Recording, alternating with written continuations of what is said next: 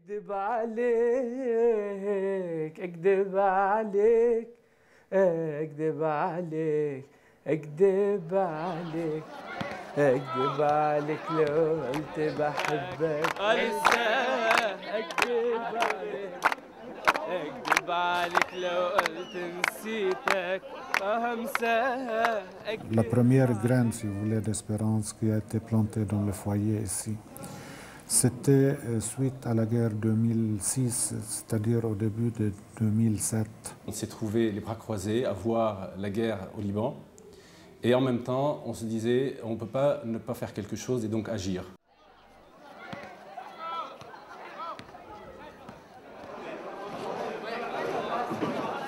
On a eu la chance de rencontrer une association qui avait la même vision des choses. La valeur ajoutée de l'IECD dans ce projet était d'être catalyseur, d'arriver à réunir tous ces acteurs ensemble, de travailler, donc les écoles, les entreprises, les centres d'expertise, les bailleurs, le ministère, la direction générale de l'enseignement technique et arriver à aboutir à un vrai succès au niveau national.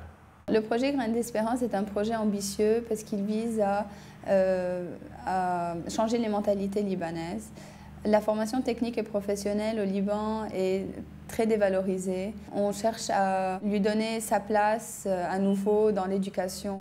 L'objectif de cette valorisation, c'est de rendre à l'élève sa fierté personnelle dans le choix qu'il a fait d'opter pour la formation technique et professionnelle. Casque interrupteur, de quoi il est fait? Tout d'abord, sa constitution. Il est constitué d'une bobine et un contact allumé ou éteindre ses lampes de n'importe quel endroit. La finalité du projet Graines d'Espérance, c'est en fait l'insertion socio-professionnelle des jeunes dans la société. Le projet s'est développé selon 4 axes. Les équipements modernes, la formation continue des professeurs, l'entraide entre les entreprises et les écoles, la reconnaissance d'un nouveau diplôme en bac d'électrotechnique par la Direction générale de l'éducation technique et professionnelle. J'ai moi-même participé à l'élaboration de ce nouveau référentiel à la demande de l'IECD, dont j'ai recommandé d'inclure un certain nombre de modules tels que les normes de sécurité de travail, la communication avec le client, la planification, les mesures de sécurité de travail et bien d'autres modules. Quand j'embauche quelqu'un, j'ai besoin qu'il ait ces compétences. Cela s'est fait avec plusieurs expertises internationales, dont l'Académie de Paris, qui nous a aidés à traduire le besoin de ces entreprises en compétences et donc en programmes éducatifs.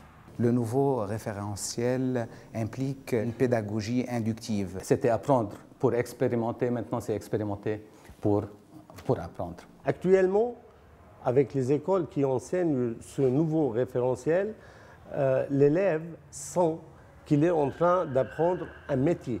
Il est beaucoup plus motivé, et il découvre des choses et il les maîtrise. C'est la première fois, je peux dire, qu'un élève de la première année, il est capable de programmer un automate. Ça n'arrive pas. C'est la première fois, je peux dire, qu'un élève de la première année, il est capable de faire une installation électrique à travers le cellule 3D. C'est la première fois qu'il est capable de réfléchir d'une façon logique.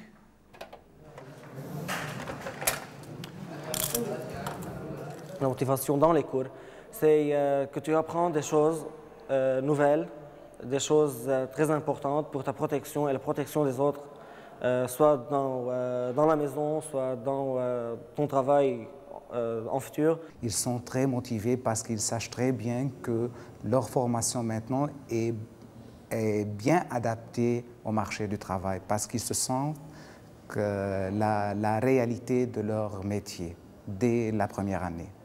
Le bénéfice pour les apprenants, cet élève, durant 3 ans de formation, il est capable de travailler de n'importe quelle usine.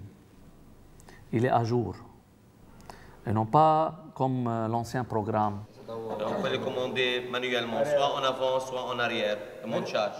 Nous avons impliqué le ministère de l'Éducation à travers la Direction générale de l'enseignement technique pour valider ce nouveau référentiel et créer une nouvelle filière en électrotechnique. Bien que cette partie était considérée la plus complexe dans la situation politique actuelle du pays, nous avons réussi cet été à avoir l'accréditation de cette nouvelle filière dans le journal officiel. C'est un beau succès pour toute l'équipe. On va avoir finalement des retombées positives pour tout le monde. Les professeurs vont gagner parce qu'ils vont avoir un cursus de formation mis à jour. L'école va gagner parce qu'elle sera équipée en équipement électrotechnique moderne de formation et les étudiants vont avoir un bon niveau de formation qui va leur permettre d'avoir facilement un travail et intégrer les sociétés. Due to the need in our markets, of course, Mitsilift is ready to take the majority of the students which will be graduated from this course. On attend avec impatience la première promo des élèves de l'électrotech. Il y a des places pour eux ici.